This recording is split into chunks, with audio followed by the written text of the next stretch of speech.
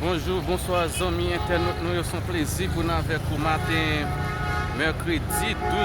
12 novembre 2025 là, pour nous capable permettre de vivre comment Kafar Aéroport lui-même levé pour matin.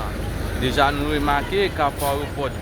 son carrefour qui déjà nous capable de censé prendre là avec activité et trafic là, même pour commercial là nous pouvons ouais ça. Donc et nous déjà remarqué camionnette et qui a fait monter descendre camionnette pour charger pour aller Gérald Bata mais nous remarquons tout de suite et chauffeur taxi même qui déjà positionné dans Carrefour Aéroport nous capable remarquer camionnette qui a chargé pour aller plus loin avec Gérald Bata.